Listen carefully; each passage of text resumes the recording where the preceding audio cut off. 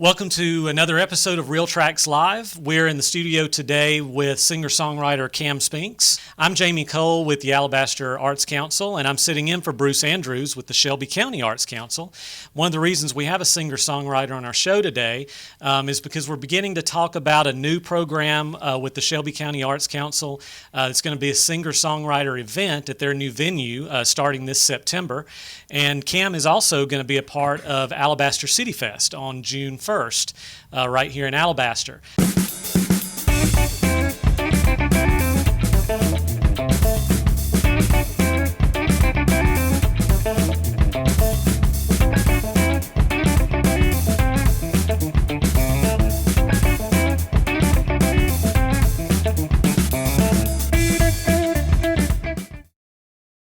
Cam, I think this is the second time that you played City Fest, but the first time on the main. It is. Stage. Several years back, we played on the smaller stage, and that was our first time getting to play at the event, and we're really glad to be making the jump up to the main stage this year. Well, we're really excited to have you on board, and you're a native of this area, right? Central Alabama. You've lived here your whole life. I sure am. I actually grew up just down the road in Montevallo. I went to school here in Alabaster, and then I went to college in Birmingham up at Sanford, and so I've been here the majority of my life. Okay. And did you have a musical family? What is your music background? I wouldn't say we were a musical family. My mother has a beautiful voice. My sister, basically all the women in our family can sing really well. Okay. The men, excluding me, for the most part, they sound much better in a choir, Okay. I would say. But no, as far as instrumentation, no one really played any instruments. My sister played a little piano, but that was about it. So a lot of us that grew up in the South, we grew up singing in church. Do you remember your earliest public performances? I would say, as far as a public performance, yeah, I grew up, singing in church a little. It wasn't one of those things where, I was singing specials or anything, Mm-hmm. but no, certainly familiar with the hymnal. But as far as a public performance, I was in a few plays and things like that at church, and even in high school, a few Mm-hmm. musicals, things like that. But as far as, from an artist out there playing your own music standpoint, no, I really didn't dive into that until, probably college. Were you Late studying music in college? I was not. The only I guess knowledge of music I have is very informal. Never took any lessons for any instruments or never took any classes on music, past, elementary and junior high. Nothing serious. But you solo with the guitar, right? I mean, you I play do. solo gigs and Absolutely. So how'd you learn to play? Self-taught. Just took an interest in it late in college and just picked my way through, started tabbing things out, pick a song, learn it, pick another song, learn it type of deal, until it just developed into more of a, it developed into something more serious where I, started to study it a little more independently just on my own and learn a little bit of music theory and just basic music knowledge until I felt comfortable writing music. Let's talk about a few of your songs now and maybe some that you're going to play today. Sure. And where some of this stuff came from and what it meant to you. I'm going to start with Best That I Can because that's the one that starts with a few lines about getting blocked by trains stopped and by the railroad train. tracks. And anybody who lives in Shelby County knows what that's like. How did that metaphor obviously is a jumping off point for the song, but where did that idea come from? Actually, stopped by a train in Shelby County on Highway 17, actually. Mm-hmm. But no, I just the whole premise of the song is basically, you're trying your best and you're not making everyone happy, but you're trying, and you're trying to make at least some of the people happy. And so obviously I drew the metaphor of a getting stopped by the train. That train's got to do what it's got to do, Mm-hmm. but it's going to upset some people, blocking the road. Or in the instance of a tree falling, same instance, falls across a busy road. Mm-hmm. It's going to stop some people, but you couldn't help it,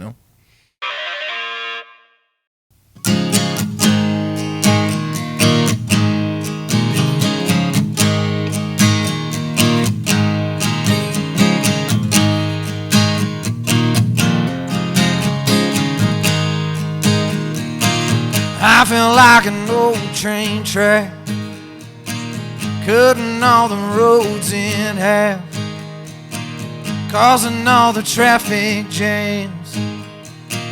I feel like an old train track, I feel like a falling tree, landed across a busy street. Still be up if it were up to me. Damn, I'm just a fallen tree. 'Cause everything I do makes someone angry. Everything I do makes someone sad. Learning that you can't make everybody happy, but I keep on doing just the best that I can. Oh, the best that I can. I keep on doing just the best that I can. Satisfaction don't last. It's attaboy, then a kick in the ass. Give them everything I have, but the satisfaction don't last. 'Cause everything I do makes someone angry. Everything I do lets someone down.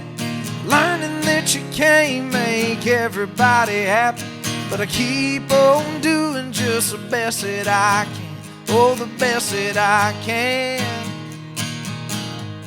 I keep on doing just the best that I can.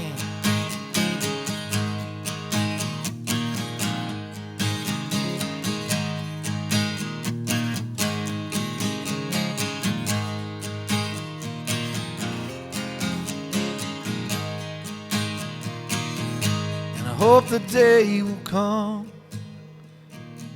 when I stand before the one and hear the words, well done, and hear the words, well done. 'Cause everything I do makes someone angry. Everything I do lets someone down.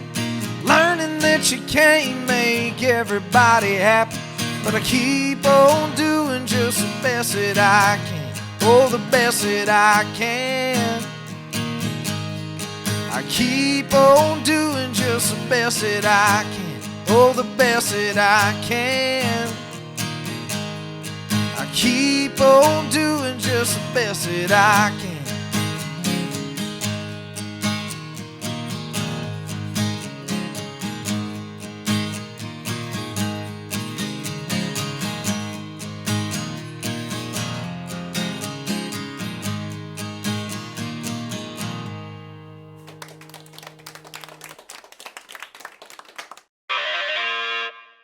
I know you're a songwriter now, but you probably started out playing other people's music or learning from other people's music. Absolutely. What are some of the songs maybe that you performed publicly first, and did you have favorites that you learned from? Oh, man. As far as I remember, some of the first songs I ever played was actually at an open mic that now a good friend of mine was hosting. The very first song that I played live for any crowd would have been Outfit by the Drive-By Truckers, which was actually written by Jason Isbell. Mm-hmm. That was the very first song that I learned and played in front of anyone. So I saw today, I think you actually posted 50 songs that were influential in your favorite country music songs. Yeah, I had a few friends of mine petition me to do that. They had done it, and you know, kind of, we go back and forth. Why'd you put that on there? And why didn't you put this kind of thing? So I finally just made my own list, and you know, just kind of went with my gut. Whatever songs came to me first that I remembered and loved, I added them.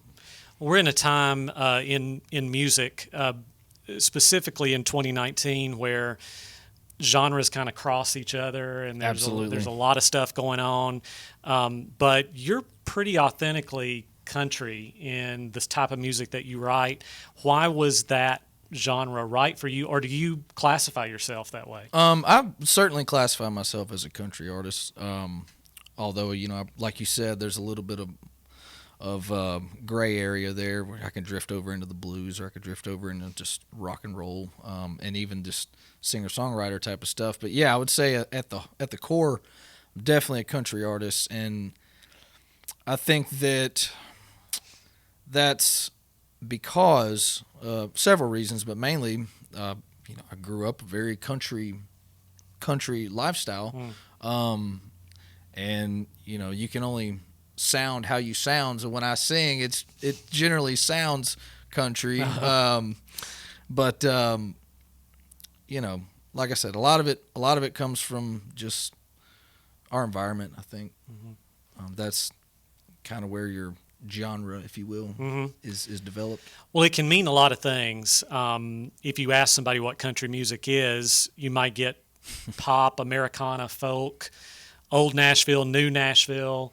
Do you see yourself fitting in? I mean, you mentioned Isbell, and he kind of gets described as Americana a lot, Sure. but I don't really see it that way. I think there are a lot of wide influences that play into that. Well, certainly, and like we just mentioned, there's a lot of gray area between all of these closely related genres, and so if I had to just narrow it down, I don't know that I could.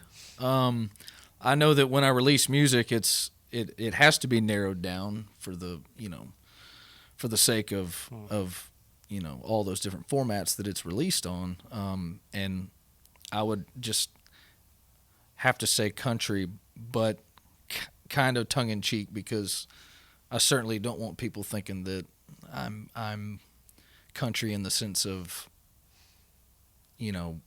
radio type country, because I'm certainly not in my opinion. Well, let's talk about that a little bit. Releasing original music in 2019 in this environment is a real challenge. For an independent artist, what's it like to release original music now? What platforms are effective, and how do you get any traction with something that people have never heard before? Well, it's interesting. It's certainly difficult being independent. You have to wear a lot of hats. You're not just the artist or the songwriter. You're a lot of different things on the business side of it as well. But I think the number one way to gain traction, and I don't think this has changed for many, many years, is the live show. It's getting out in front of people. You've created a product, you have it, and now you have to go out and sell it. And if you write your own stuff, obviously there's an authenticity to that music when it's played and sung by the person that wrote it. But of course, other people's songs can mean a lot to you if you relate to them. But what's the difference to you between singing your own song and covering somebody else's music? Well, certainly a lot more pride comes with curating something yourself and performing it. I definitely would love to go out and play nothing but my songs every single night, but I'm not to that point yet where I have that luxury. So what I do is I try to pick songs that I align with closely, but that are also entertaining for the people that are hearing them. So again, coming back to Jason Isbell a little bit, probably my favorite artist right now, getting close to my favorite of all time. Love that he's an Alabama guy. And I love that he writes from experience, but he also writes stories like a novelist does. In other words, not every song he writes is about him. Sometimes he's making up stories like a fiction writer does. Sure. How do you get inspired, and where do you find your song ideas? And do you think everything you write has to come from experience to be authentic? I don't. I think that inspiration is everywhere. You just got to be mindful of that, and you have to kind of keep your eyes open. I certainly do draw inspiration from things that I've been through, real life experiences, but I think it's exponentially more creative to develop something out of thin air than it is to be able to pull from something that you know. If we all just wrote about what we knew as opposed to what we know about ourselves and things we've done, then I feel like it'd get pretty boring. Sometimes you have to write about what you don't know and be creative. What Do I Know is another one that I've heard you play live, and one of your, I think maybe your most streamed song. Yeah. And there's a line in there that actually reminds me of a Casey Musgraves song, Slow Burn. It's on her new album. They sort of have some parallels. It's a great song. There's this this line that says, "Never been young, always old." Do you feel old? Do you relate more to You've already talked about relating more to classic rock music. Were you born too late? I think on some topics I may be beyond my years. With that song in particular, I wanted to kind of step back and give myself some advice at a younger age, and so it was written from the perspective of a much older, seasoned man talking to a young, idiot per se, if we will. So that's where all that came from. It's from that perspective.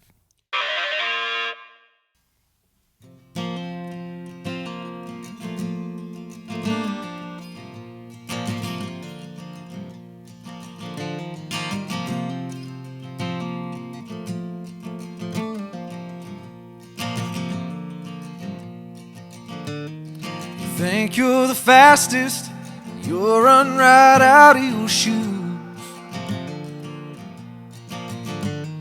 You think you're the smartest, you're hard pressed to learn something new. Winning comes easy, losing will leave you confused. Well, boy, best believe me, you ain't immune to the blues. Oh, but what do I know? I've never been at your age before. I've never been bent, never been broke, never been young, always old, never been high, never been low. So what do I know?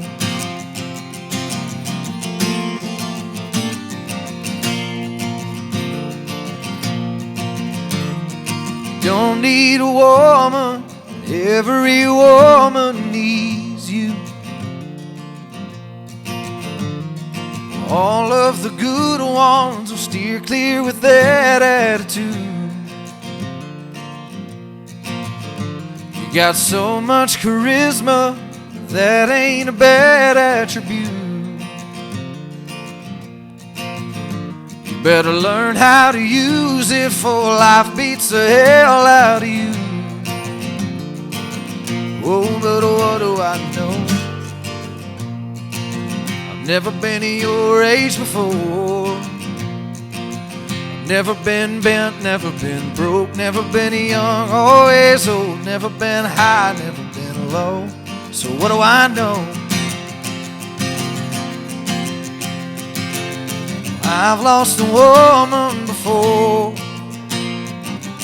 I've seen peace, I've seen war. I spent my last dollar and made a few more.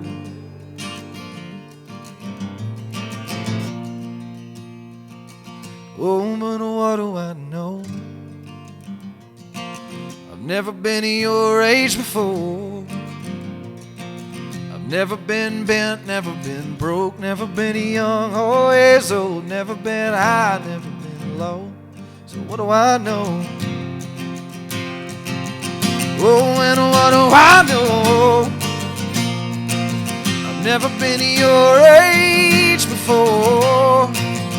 Never been bent, never been broke, never been young, always old, never been high, never been low. So what do I know?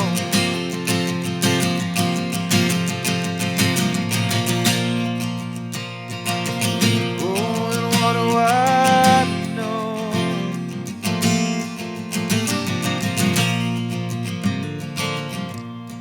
What do I know?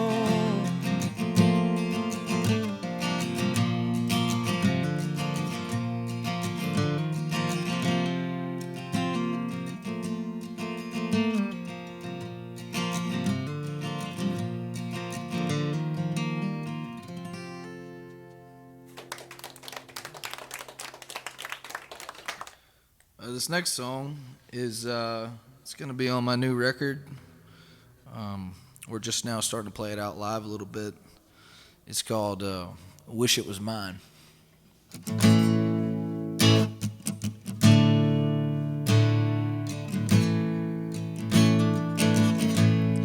Well, I still get nervous after all these years. I see a man who once called you his, and I know it's selfish, 'cause I've got a past too.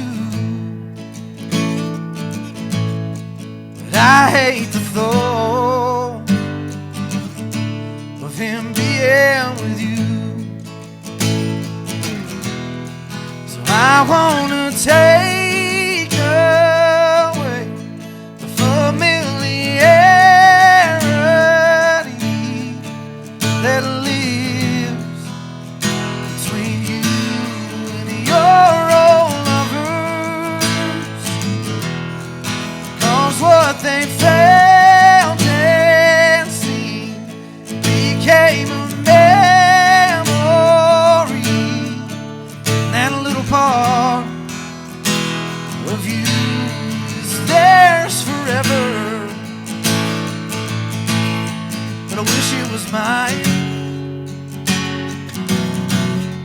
I wish it was mine. I wish it was mine. I wish it was mine.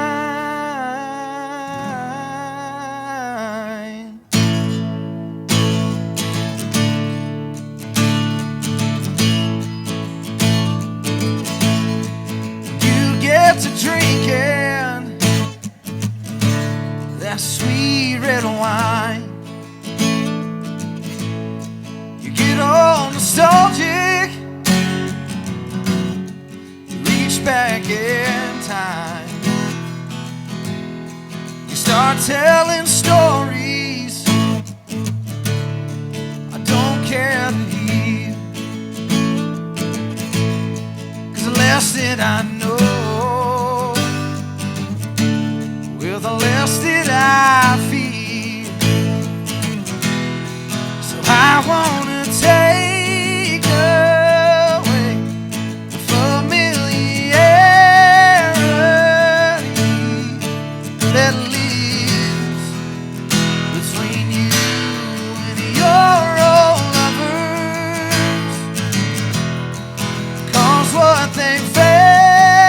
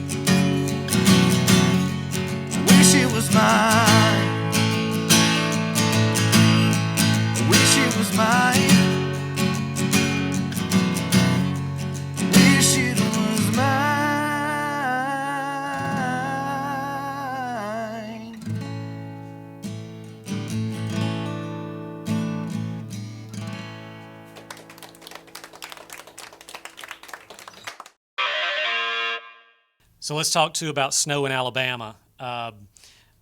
Even with perfect conditions, you just never know. It sounded kind of like a knock on James Spann, or I don't know. I love James, but over the years, you have to say that there's probably been more times that snow was forecast and it didn't snow than times it was forecast and it did. So we certainly have a knack for getting our hopes up about snow in Alabama. So I just took that and ran with it as a metaphor, as a kind of a woman or a significant other that you just never could tie down completely.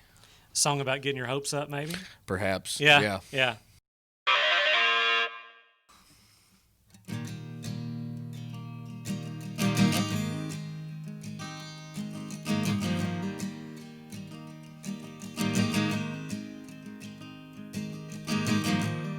Well, she's pretty as a picture. Better take one while you can, 'cause there's no way of knowing when you get the chance again.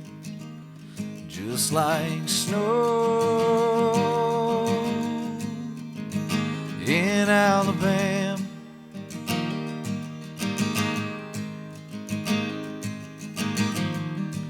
you can make all your predictions, almost feel it when the wind blows. Even with perfect conditions, you just never know. Just like snow in Alabama,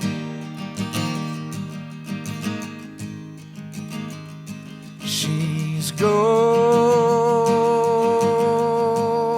soon as she arrives.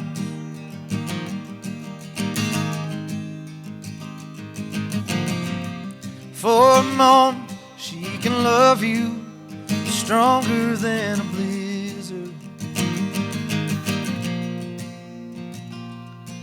but she leaves a mess behind. Just like snow in Alabama.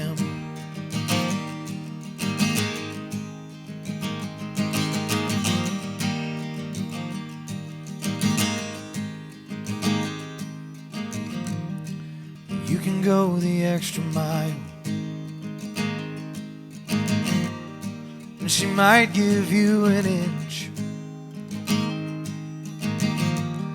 You could tell her that you love her, but you never make it stick. Just like snow in Alabama,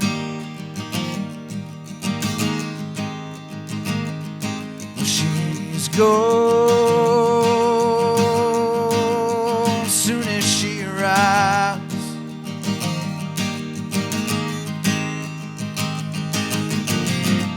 For a moment she can love you stronger than a blizzard, but she leaves a mess behind. Just like snow in Alabama, just like snow in Alabama.